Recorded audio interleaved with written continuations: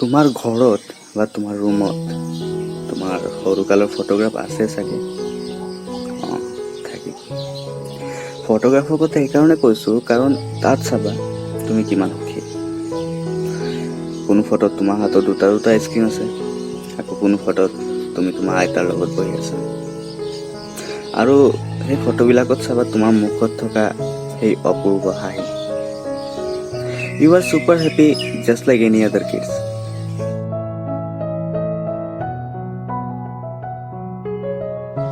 এতিয়া নিজৰ বৰ্তমান চোৱা, কি ডিফাৰেঞ্চ হ'ব। এতিয়া নিজক এটা প্ৰশ্ন কৰা, তুমি যে সৰু থাকোঁতে ইমান সুখী আছিলা, এতিয়া কিয় নাই?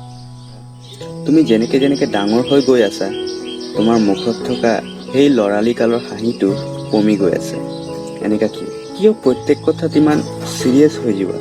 এতিয়া বহুতে ক'ব, সৰু থাকোঁতে আমাৰ ৰেছপনচিবিলিটি নাছিলে, ইমান টেনশ্যন নাছিলে, এণ্ড অল ডেট।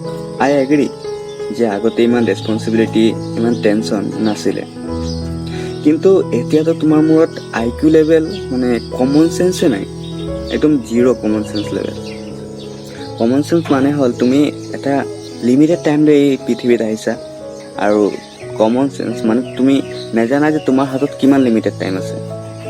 তুমি এই সৰু লাইটলি কথাবোৰ পাহৰি তোমাৰ কষ্টৰ সময়খিনি মনত পেলাই তুমি দুখ প্ৰকাশ কৰিছা।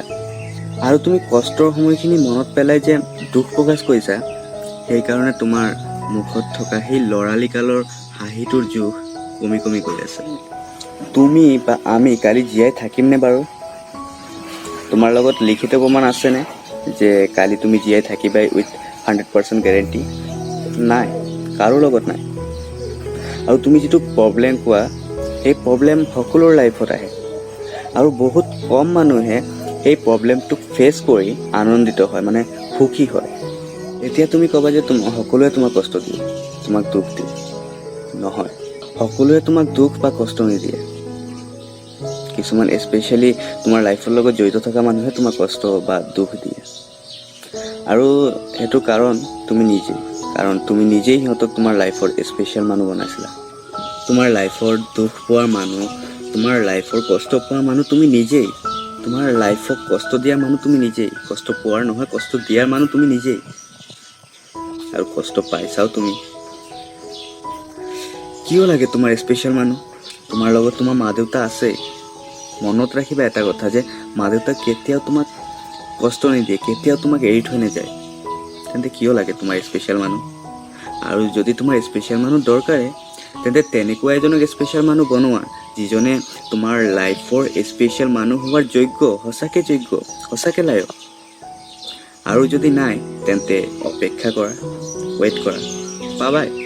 আৰু তোমাৰ বৰ্তমানত যিটো আছে, সেইটো লৈ সুখী হোৱা।